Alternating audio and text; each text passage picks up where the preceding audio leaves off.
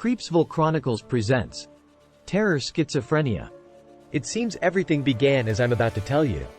It's said that a wealthy couple had only one son whom they adored. At some point, valuable items started disappearing from their home, and despite their trusted employees, they couldn't identify the thief. They left money as bait and were surprised to find out it was their own son, whom they hadn't suspected at all. They punished him by withholding his allowance for a month, hoping he'd learn his lesson, but it was futile as things continued to disappear. He claimed it wasn't him. It was another residing within him, doing as it pleased, for it was evil. His parents tried to help him with medication, but the doctor discovered he had a split personality and severe schizophrenia, making him believe he was someone else. Initially, they treated him with sedatives, but it only made his split personality more noticeable. Furious, the father decided to lock him in a room at the back of the house, a cold, dark room, intending to teach him a lesson. It was only for a few nights, but the young man, terrified of the darkness, began screaming to be let out. After midnight, with a voice not his own, he screamed insults at his parents, vowing revenge. At times, his voice pleaded to be released, fearing what was in there with him, begging not to be condemned. The next morning, when the parents went to open the door, they were shocked and terrified by the sight. The young man was scratched all over, and the room was covered in feces, in places impossible for him to reach as there was nothing to climb on.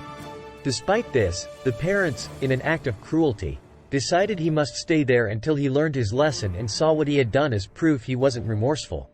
He cried, insisting it wasn't him. It was something that came out of the plumbing.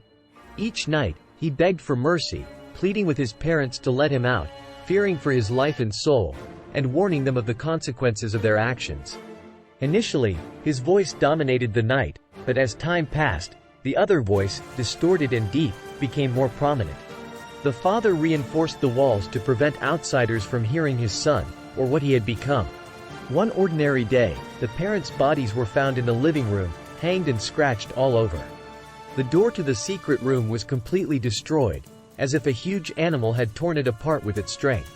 There, they discovered the parents had kept their son locked away, claiming he was studying abroad.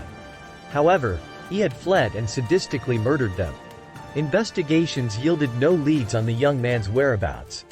The house was quickly put up for sale by the owner's brother, the sole heir. He intended to live there, but claimed to hear terrible wails from that room at night, his nephew begging for help, pleading to be released to save his soul. A man interested in such properties bought it to turn it into a business, whether a bar, cafe, or hotel, knowing the paranormal aspect would attract many.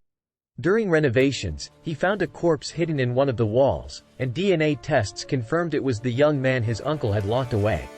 Medical specialists concluded he died of malnutrition, clearing him of suspicion in his parents' murder but raising more questions about what had transpired.